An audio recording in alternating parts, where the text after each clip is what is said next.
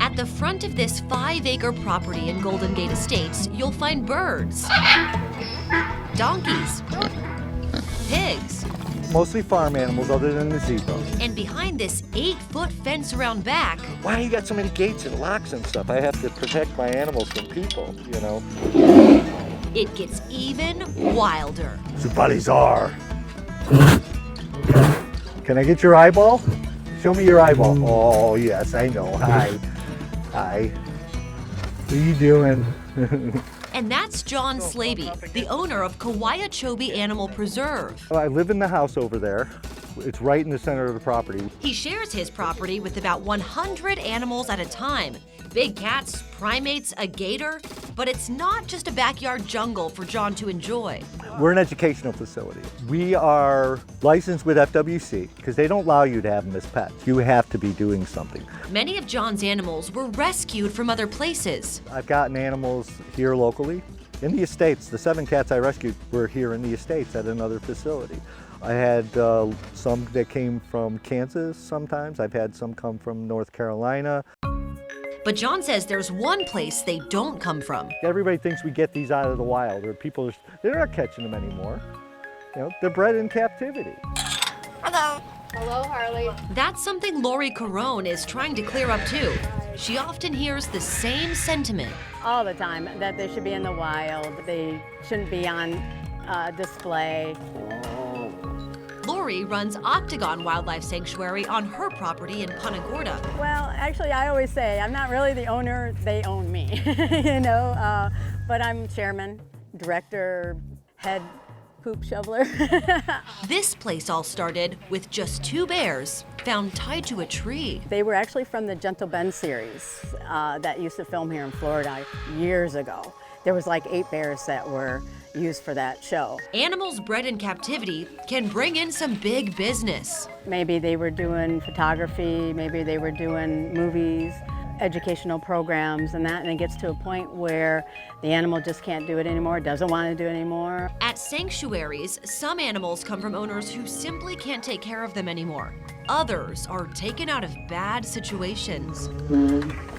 So a lot of the animals we get will be from either maybe Florida Fish and Wildlife, whether people get closed down or confiscations. I got a call to go into Port Charlotte to pick up 3 adult tigers and get them out of somebody's yard there, and it was tight cord. They were actually in dog kennels and they were full adults.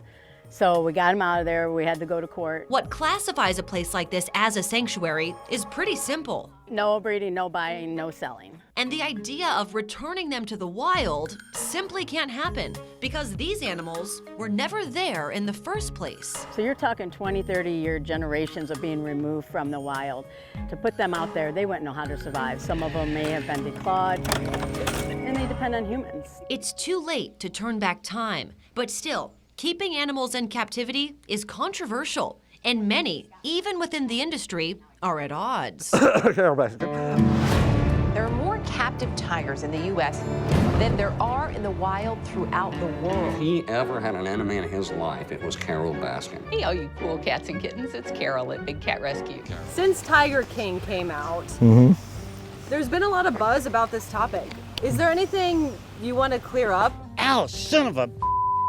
Most of the people I talk to, we kind of all agree on one thing. It is proof that people are more interested in being entertained than educated. Yeah, I have a lot to say about that, but yeah, maybe if I write a book down the road. I get you. The Netflix documentary sparked new conversations about animal exploitation. But these two will tell you, at their places, it's not about the money. If they don't come here or to another rescue, what happens to them? Euthanization. Yeah, they'll get euthanized. They run on donations and barely make enough to keep going. Well, you know, you give up your life, you give up vacations, you give up holidays, you give up a lot of family time. And to them, the animals become family. Oh, you big baby. You big baby. But John says guests don't get to experience this intimacy. Okay, why does he act like this? They know me, they don't know you. The allure to even see these creatures up close is undeniable. How majestic they are and powerful they are, and it is intriguing to people. And that power is something you can't underestimate. This acts just like a house cat. Okay, but what we forget is the behavior of the house cat. They meow, meow. Yes. Oh, yes. I ask all those children all the time, what does a house cat do when you try to pet it, when it doesn't want to be petted? Hiss, scratch, bite. See, the problem is actually that hiss is a roar, the scratch is a slice, and the bite is possible dismemberment.